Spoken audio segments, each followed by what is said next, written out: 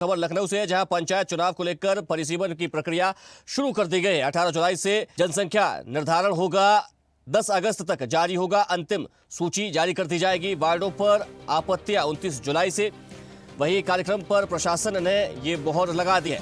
चलिए इसी पर ज्यादा जानकारी के साथ उत्तर प्रदेश स्टेट हेड वंदना रावत हमारे साथ जुड़ गई है। वंदना जी, पंचायत चुनाव की जो परिसीमन प्रक्रिया है उसको शुरू कर दिया गया है।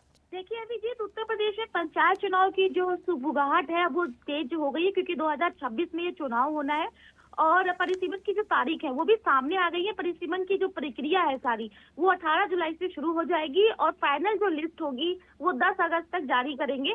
और इसका जो पूरी सूचना है, जो जिला पंचायती राज विभाग है उन्होंने भी इसकी विस्तृत जानकारी का जो कार्यक्रम है वो भेजा था, जिस पर शासन ने अपनी मोहर लगा दी है। परिसीमन के बाद इसकी जो फाइनल सूची है वो 10 अगस्त तक जारी कर दी जाएगी और नगर पंचायत, नगर पालिका परिषद, नगर निगम के सृजन और सीमा विस्तार के कारण जो प्रभावित ग्राम पंचायतें हैं, क्षेत्र है पंचायत और जिला पंचायत के जो प्रादेशिक निर्वाचन क्षेत्र वार्ड है, उनका आंशिक परिसीमन किया जाना है। और वार्डों के निर्धारण के संबंध में जो आपत्तियां प्राप्त की गई है उसके निस्तारण और प्रकाशन आदि के लिए जो समय सारणी जारी भी कर दी गई है। इसके अनुसार जो ग्राम पंचायत वार जनसंख्या का निर्धारण 18 से 22 जुलाई तक किया जाएगा और ग्राम पंचायत, क्षेत्र पंचायत और जिला पंचायत के जो वार्ड हैं उनकी प्रस्तावित सूची भी तैयार की जाएगी। उसका प्रकाशन जो है वो 23 जुलाई से 28 जुलाई के मध्य किया जाना है।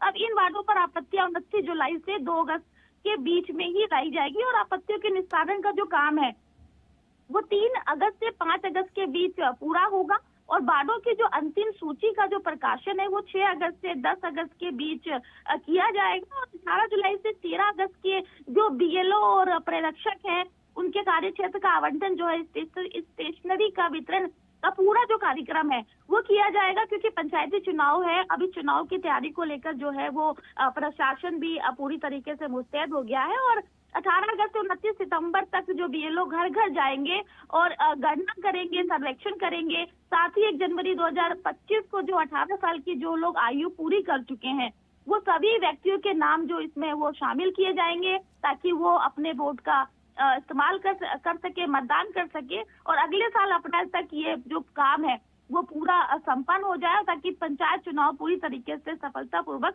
किया जा सके। अब मैं भी ये भी बताऊंगी कि यूपी में अब तक जो 504 गांव पंचायतें जो है वो कम हो जाएंगी इस परिसीमन के दौरान। इस तरीके से अब जो राज्य में 57,695 ग्राम पंचायत में ही चुनाव होगा। जी अभिजीत।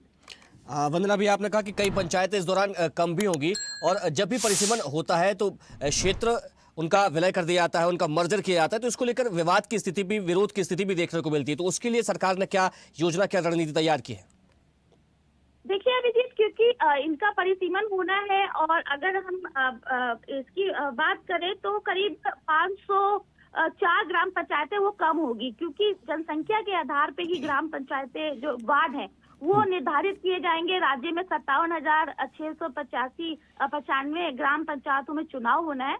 अब ग्राम पंचायतों की संख्या में कोई बदलाव नहीं होगा और अगले साल जो है वो 826 ब्लॉक प्रमुख और 75 जिला पंचायत अध्यक्ष चुने गए थे और अगले साल जो अब चुनाव आने हैं अप्रैल 2026 में, उसमें पंचायत चुनाव के लिए मतदान कराए जाएंगे। और पंचायत चुनाव को लेकर क्योंकि ये अहम भूमिका रखता है चुनाव, क्योंकि 2027 विधानसभा चुनाव भी होने वाला है, तो इसको सेमीफाइनल के तौर पर देखा जा सकता है। लेकिन जो वार्ड है जो वार्ड है उनमें उनको परिसीमन करके एक जो अन्य वार्डों को घटाकर एक वार्ड में शामिल करना, क्योंकि जनसंख्या काफी महत्व रखती है। यहाँ पे जनसंख्या के आधार पर ही वार्डों को बांटा जाएगा। उसके आधार पर ये पहले से ही जो पूरा कार्यक्रम था, पूरी जो सर्वेक्षण था वो किया गया था। इस आधार पर जो 504 ग्राम पंचायतें हैं वो कम किए जाने का अब मामला ये है। जी आपका बहुत शुक्रिया तमाम जानकारी के लिए वंदना।